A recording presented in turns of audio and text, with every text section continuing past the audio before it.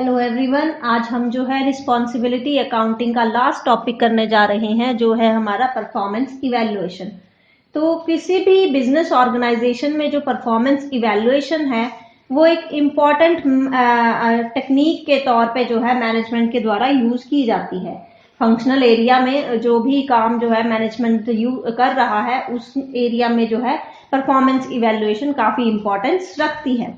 अब performance evaluation में जो है क्या किया जाता है, एक्चुअल परफॉर्मेंस को बजटेड या स्टैंडर्ड परफॉर्मेंस के साथ मेजर किया जाता है। जैसे रिस्पॉन्सिबिलिटी सेंटर्स हम अलग अलग कर रहे थे, जिसमें actual cost, standard cost, actual revenue, standard revenue, actual profit, standard profit को मैच करके हम देखते हैं कि एफिशिएंसी जो है वो सही आ रही है, पॉजिटिव एफिशिएंसी आ रही है या नहीं आ रही है। और इसके बेसिस पे जो है परफॉर्मेंस इवैल्यूएशन की जो टेक्निक्स हैं, इनके बेसिस पे जो है मैनेजमेंट कई तरह के डिसीजंस जो है वो लेती है। और कोई भी फर्म जिसका ऑब्जेक्टिव जो है प्रॉफिट मैक्सिमाइजेशन है, वो तब तक इफेक्टिवली अपने ऑब्जेक्टिव को पा नहीं सकती जब तक जो है वो परफॉर्मेंस इवैल्यूएशन की टेक्निक्स को यूज नहीं करेगी। क्योंकि जब तक इवैल्यूएशन ही नहीं होगी परफॉर्मेंस की कि क्या हो रहा है एक्चुअल में जो है किसी कंपनी में, तब तक हम जो है डिसीजन मेकिंग नहीं कर पाएंगे कि बिजनेस में सही चल भी रही है चीजें कि नहीं चल रही हैं, वो चीज नहीं देख सकते बिना परफॉर्मेंस इवैल्यूएशन के। तो जो हमारी परफॉर्मेंस इवैल्यूएशन है वो सेगमेंट बेस पे भी हो सकती है, जिसे सेगमेंट परफॉर्मेंस इवैल्यूएशन बोला जाता है। क्योंकि आजकल बिजनेस इतने बड़े लेवल पे एक्सपैंड हो गया है, वहां ज्योग्राफिकल डाइवर्सिफिकेशन आ गया है, इंडस्ट्रियल एक्टिविटी डाइवर्सिफिकेशन की एक ही कंपनी जो है अलग अलग प्रोडक्ट्स बना रही है। जैसे एलजी, सैमसंग है तो ये फोन भी, वॉशिंग मशीन भी, टीवी भी, फ्रिज भी। तो वो जो है इंडस्ट्रियल एक्टिविटी में डाइवर्सिफिकेशन, ज्योग्राफिकल एरिया में कि कहाँ बेचना है सामान, कहाँ नहीं, किस एरिया में, उसकी वजह से जो है सेगमेंट वाइज जो है परफॉर्मेंस इवैल्यूएशन जो है हमारा जरूरी हो जाता है। तो सेगमेंट वाइज परफॉर्मेंस इवैल्यूएशन में हर एक सेगमेंट मींस हिस्सों में बांट देना, सब यूनिट्स में बांट देना। तो वो फिर अपने अकॉर्डिंगली इंफॉर्मेशन जो है जो भी कंपनी की फाइनेंशियल स्टेटमेंट्स है वो तो टोटल ओवरऑल बनती है, लेकिन हर सेगमेंट अपने अकॉर्डिंगली जो है उसको यूज करता है। तो परफॉर्मेंस जो सेगमेंट लेवल पे की जाती है उसको कई उसके बेनिफिशरीज होते हैं। तो आपका बेनिफिशरीज कौन है? Beneficiaries of segment performance evaluation. तो कौन कौन से किस को बेनिफिट मिलता है? तो फर्स्ट आ गया आपका इन्वेस्टर। इन्वेस्टर जो है वो उसको भी इंफॉर्मेशन चाहिए होती है कंपनी की, रिस्क के बारे में, उसकी परफॉर्मेंस के बारे में, उसकी ग्रोथ लेवल के बारे में। तो इन्वेस्टर तब तक बेटर पोजीशन में नहीं आ सकता। बेटर पोजीशन में आने का मतलब कि उस फ्यूचर परफॉर्मेंस, उसकी अर्निंग जो है वो ज्यादा नहीं हो सकती जब तक वो ये सारी जो है इंफॉर्मेशन कलेक्ट ना कर दे। सेकेंड आ गया आपका एम्प्लॉयज,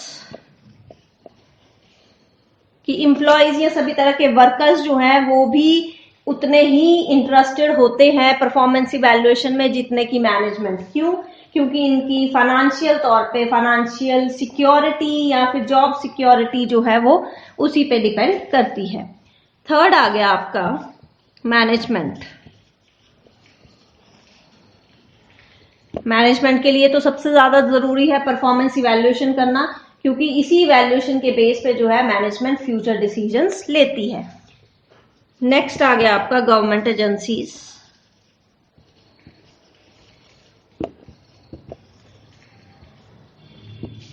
गवर्नमेंट एजेंसीज चाहे नेशनल इंटरनेशनल लेवल पे हैं, उनको भी जो है कंपनी, बड़ी बड़ी जो कंपनीज हैं उनकी एक्टिविटीज के रिगार्डिंग जो है उनको भी इंफॉर्मेशन चाहिए होती है, क्योंकि उसी के बेस पे वो अपनी कॉर्पोरेट स्ट्रैटेजीज जो फाइनेंशियल प्लानिंग की जाती है वो करती हैं। और लास्ट आ गया आपका कंज्यूमर्स, कि कंज्यूमर्स को भी जो है वो सेगमेंट परफॉर्मेंस इवैल्यूएशन में वो भी इंटरेस्टेड रहते हैं क्योंकि उससे भी कई इनडायरेक्ट बेनिफिट जो है कंज्यूमर को मिलते हैं, जैसे प्राइस डिस्क्रिमिनेशन खत्म हो जाता है। टाइम टू टाइम जब रिपोर्टिंग होगी प्राइसेस की, उनकी कॉस्ट की, रेवेन्यूज की, तो वो जो है कंज्यूमर के लिए भी बेनिफिशियल रहता है। तो ये थे कि एक परफॉर्मेंस इवैल्यूएशन के कौन कौन बेनिफिशरीज हैं। और इसमें आपका लास्ट टॉपिक आ गया टेक्निक्स ऑफ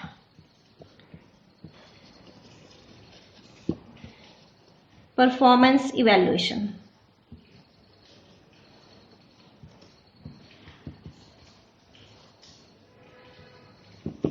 कि टेक्निक्स कौन सी हैं, तो हम परफॉर्मेंस इवैल्यूएशन में मीन्स किन चीजों का यूज करते हैं, तो इसको दो हिस्सों में हम बांट सकते हैं। फर्स्ट आ गया आपका financial performance major,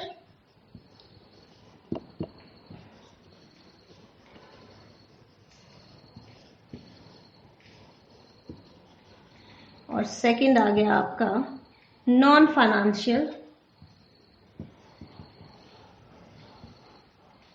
performance measures.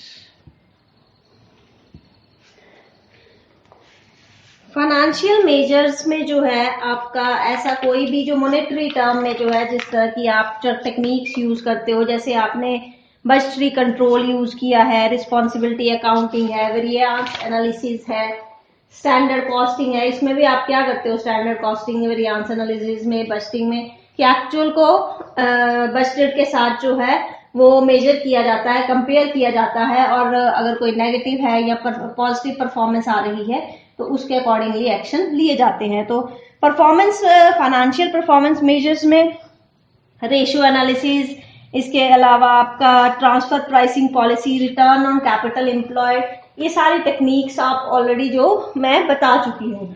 और नॉन फाइनेंशियल मेजर्स भी जरूरी हैं, क्योंकि जो फाइनेंशियल मेजर्स हैं वो सिर्फ किसी भी कंपनी के लिए शॉर्ट टर्म जो है वो एक्शन लेने के लिए यूजफुल रहते हैं, लेकिन अगर कोई कंपनी जो है वो लॉन्ग टर्म के लिए मार्केट में अपना इंटरेस्ट देख रही है तो उसको फाइनेंशियल के साथ साथ नॉन फाइनेंशियल मेजर्स को भी ध्यान में रखना पड़ता है। तो नॉन फाइनेंशियल मेजर्स में आ गया आपका कि प्रोडक्ट का मार्केट शेयर कितना है, प्रोडक्ट की क्वालिटी क्या है, हमारी प्रोडक्टिविटी कितनी है, आफ्टर सेल सर्विसेज कितनी है, लेबर टर्नओवर कितना हो रहा है, रिसर्च और इनोवेशन पे कितना खर्चा किया जा रहा है, या कस्टमर कितना सेटिस्फाई है, तो वो आपके नॉन फाइनेंशियल मेजर्स में जो है आ जाएंगे। अब जब तक आप कस्टमर को आफ्टर सेल सर्विसेज नहीं देंगे, तो एक मान लो प्रोडक्ट खरीदा उसने और वो खराब हो गया, तो वो किससे उस चीज के वो नेक्स्ट टाइम उस प्रोडक्ट को नहीं अपनाएगा। तो कस्टमर को सेटिस्फाई रखने के लिए ये सब चीजें जरूरी हैं। आप एक ही प्रोडक्ट रेगुलर बेचते जाओगे तब भी कस्टमर उसको थोड़े समय के बाद जो है खरीदना बंद करे। तो टाइम टू टाइम इनोवेशन लाना प्रोडक्ट में भी जरूरी है। तो ये सारे आपके नॉन फाइनेंशियल परफॉर्मेंस मेजर्स में शामिल किए जाते हैं। तो ये रिस्पॉन्सिबिलिटी अकाउंटिंग का लास्ट टॉपिक था, परफॉर्मेंस इवैल्यूएशन। अगर इस टॉपिक में या पूरे चैप्टर में जो है रिस्पॉन्सिबिलिटी अकाउंटिंग में आपको किसी तरह की प्रॉब्लम आ रही है तो आप कमेंट सेक्शन में लिख दीजिए, मैं उस प्रॉब्लम को फिर से क्लियर कर दूंगी। Thank you.